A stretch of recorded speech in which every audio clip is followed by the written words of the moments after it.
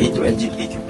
LGBTQ+ ini merupakan singkatan kepada perkataan lesbian, gay, bisexual, dan transgender dan queer. Dan perkara ini semakin tersebar luas baik di dalam negara maupun di luar negara, dan sehingga ia menimbulkan kerisauan terhadap semua pihak. Golongan ini juga telah mula wujud di Malaysia dengan adanya online dan juga pemajak sekitar tahun 1980-an.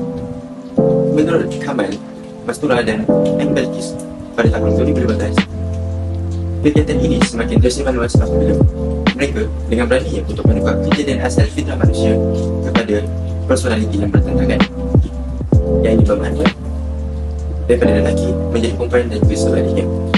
Dan isu ini semakin merisaukan apabila golongan LGBTQ+ ini makin berani menuntut dan mendesak bagi mendapatkan hak kesamarataan, sehingga golongan LGBTQ+ ini mendapat pengiktirafan dari Pertubuhan Bangsa-Bangsa Bersatu PBB.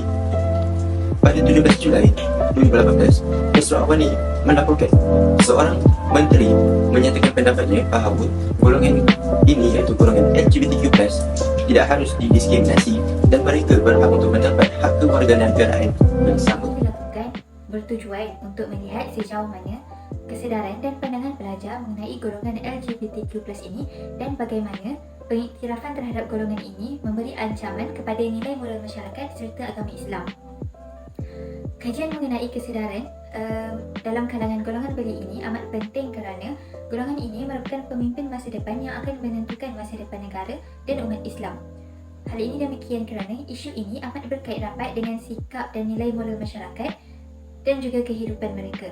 Dan ia juga merupakan larangan yang secara jelas dinyatakan dalam Al-Quran dan Hadis, dan apabila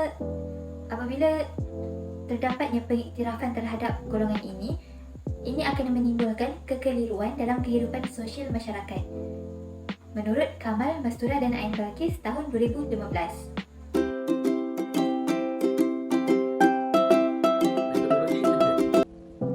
Metod yang pertama ialah komuniti. Kajian ini disasarkan kepada 30 mahasiswa Universiti Sultan Zainal Abidin daripada berbagai fakulti. Metodologi yang kedua ialah kaedah kuantitatif. Kami mendapatkan maklumat daripada borang soal sedik yang telah diedarkan kepada 30 orang responden mengikut soalan tertutup berskala Goodman, iaitu ya ataupun tidak. Terima kasih. Selamat pagi dan Assalamualaikum. Hari ini kita akan membincangkan hasil kajian terbaru mengenai pandangan masyarakat terhadap isu LGBTQ+. Kajian ini melibatkan 30 orang responden dengan 60% daripadanya adalah wanita dan 40% adalah lelaki. Hasil kajian menunjukkan bahawa 96.7% responden memahami bahawa golongan LGBTQ+ mempunyai hak untuk melangsungkan perkahwinan sejenis. Namun, responden yang sama juga memahami bahawa golongan ini mungkin membawa penyakit dan juga identiti kesedaran. Sebanyak 76.7% responden bersetuju bahawa silibus mengenai bahaya LGBTQ+ perlu dimasukkan dalam silibus pembelajaran di sekolah. Sementara itu, 66.7% responden mengetahui bahawa golongan ini juga mendesak kerajaan supaya mereka diiktiraf dalam undang-undang kerajaan Malaysia. Dalam bidang seni dan hiburan, 66.7% responden mengakui bahawa golongan LGBTQ+ ini telah diterima di Malaysia. Walau bagaimanapun, responden memberi reaksi bahawa golongan ini boleh mempengaruhi emosi dan juga simpati masyarakat terhadap mereka. Jadi, kajian ini memberikan pandangan yang penting mengenai isu LGBTQ+ dalam masyarakat kita. Terima kasih kerana mendengar. Seterusnya, kita beralih kepada topik yang lain. Seramai 76.7% responden difahami bahawa pengaruh ini digunakan hak asasi dalam peruntukan Undang-Undang Perlembagaan Malaysia, serta 66.7% responden difahami bahawa golongan LGBTQ membawa pengaruh yang positif dalam media sosial. Objektif yang ketiga ialah membincangkan ancaman LGBTQ terhadap rukun negara yang pertama, iaitu kepercayaan kepada Tuhan. Seramai 29 orang bersamaan 96.7% responden difahami bahawa golongan LGBTQ akan memusnahkan pembangunan insaniah untuk generasi akan datang. Seramai 30 orang bersamaan 100% responden difahami bahawa tuntutan hak asasi golongan LGBTQ adalah bercanggah dengan nilai moral masyarakat di Malaysia. Objektif yang ketiga ialah membincangkan ancaman LGBTQ terhadap rukun negara yang pertama, iaitu kepercayaan kepada Tuhan. Seterusnya ialah perbincangan isu dan patriotisme. Menurut Mufti Pulau Pinang, Datuk Seri Wan Salim Wan Muhammad Noor, golongan LGBTQ+ ini memberi ancaman kepada moral dan budaya masyarakat. Prinsip rukun negara yang pertama, iaitu kepercayaan kepada Tuhan, menyatakan dengan jelas mengenai pegangan kepada agama di mana mampu menjadi benteng utuh, terutamanya apabila menepani cabaran dalaman dan juga luaran. Prinsip ini bertujuan untuk membentuk seseorang individu yang berpegang teguh kepada agama, dan golongan LGBTQ+ mampu untuk menolak gejala LGBTQ+ yang boleh mendatangkan kesan buruk kepada mahasiswa. Kesedaran responden tentang tuntutan hak asasi golongan LGBTQ+, majoriti menyedari bahawa golongan ini diberi hak untuk melangsungkan perkahwinan sejenis dan juga diiktiraf dalam Undang-Undang Malaysia kerana akan menimbulkan kebimbangan dari sudut kesihatan dan mempengaruhi responden dalam nilai-nilai tradisional. Zainul Rizal, 2021. Oleh itu, responden juga menyedari bahawa pengaruh ini membawa kepada penyakit yang menjurus kepada kecederaan identiti kerana pengaruh ini mengakui bahawa orientasi seksual sebahagian daripada keberagamaan manusia yang tidak normal. Nur Hafizah, 2019, dan mewujudkan tentang bahayanya LGBTQ+ dalam pendidikan kerana dapat membantu membina persekitaran yang lebih inklusif dan memahami di sekolah. John Locke, 2018. Responden juga menyedari bahawa terdapat gerakan untuk mendapatkan hak undang-undang terhadap golongan LGBT. Namun disuarakan bahawa pengiktirafan mereka hanya membawa kepada reaksi negatif masyarakat yang membawa kepada kontroversi dan berlakunya perpecahan.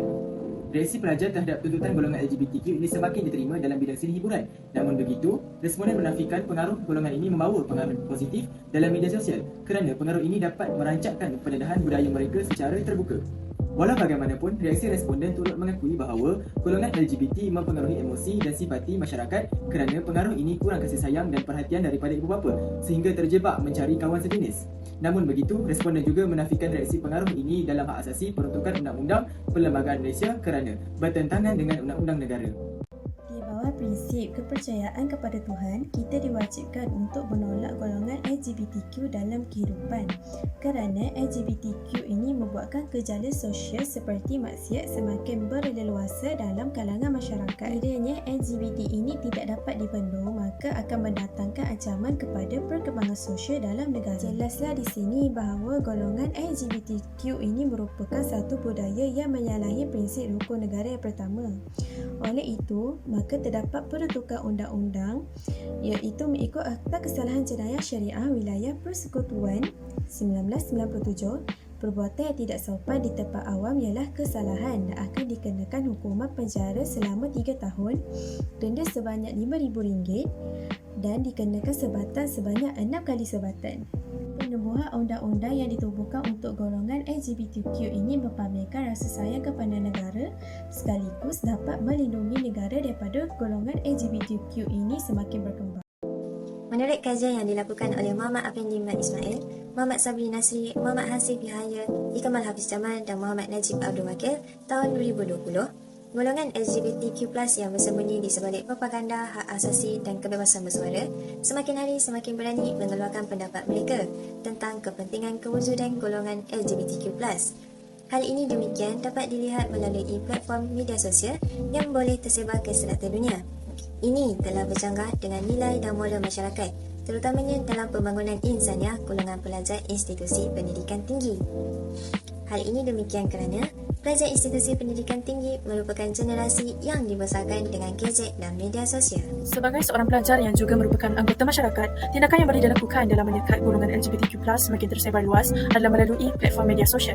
Contoh platform media sosial adalah TikTok, YouTube, Twitter, Instagram dan sebagainya. Sebagai pengguna media sosial yang aktif, para pelajar boleh melaporkan konten-konten yang berunsurkan LGBTQ+, tidak mengira genre atau konten normal seperti memasak, menyanyi dan sebagainya yang dipaparkan oleh golongan ini.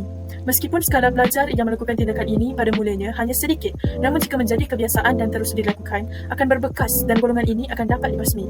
Hal ini juga dilakukan untuk menghalang perbuatan yang dilakukan oleh golongan LGBTQ+ dinormalisasikan, meskipun mereka hanya berkongsi resepi-resepi yang mudah seperti resepi masakan, berkongsi tips motivasi atau sebagainya.